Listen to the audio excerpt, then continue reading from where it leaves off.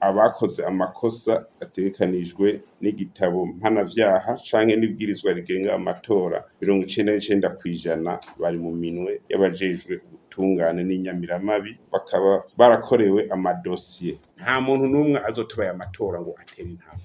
Nico gituma hari amategeko uzohirahira akagira mwete tentative azowatsa umuzimire koye. Abantu bo kwigengesera ubona hari ikintu gituma gutirimuka ku mategeko n'amabwirizwa ugihebe. Ushaka kubaho neza ubaha amategeko n'amabwirizwa. Nurondera n'ubwigenge utariko urubaha amategeko n'amabwirizwa. Kubaha amategeko n'amabwirizwa niyo nkinzo y'umwene gihugu wese. None nk'umuntu afashe ibuye imodoka iriko irarengana agatera ibuye imodoka irengana. Ujya nta mademoni aba yamwinjiye. Mareze mugasanga harimwo n'abantu usanga bafise ama responsabilité ukumva ngo hari umukuru w'umutumba, hari numvise ngo harimo chef de zone.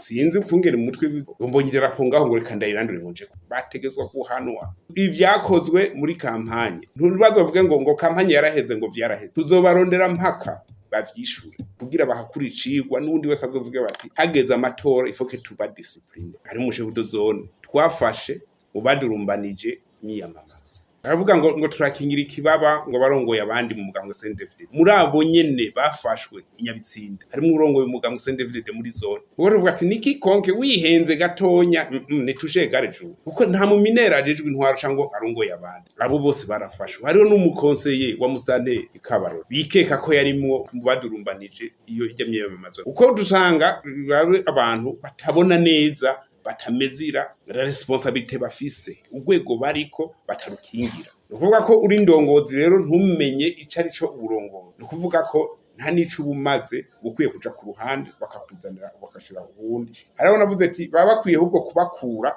bakabavanaho bakashira itafari cangwa ibuye. Kuko ibuye cangwa itafari ntaco ryono. Kibazo kijanye na procuration muri code electorale twashizemwe ko umuntu ashobora gutorera uwundi bivanye n'ivyabaye. Fate nk'umuntu ari mu bitaro atanze procuration nta kibazo kiri. Ubushikiranganje nuko twumvise imyidogo turiko turayiverifya hirya no hino mu ntara mu makomine turabe ku vy'ukuri byo barivyo. Umwidogo avuga ati hariho abantu boba bariko bakwa amakarata kugira ntibazotora. Ngo jewe ikibazo ncangarukana mvuga none uwo muntu yatswe ikarata ntiyitware kuko bagutwaye ikarata bagutwaye uburenganzira bwo gutora.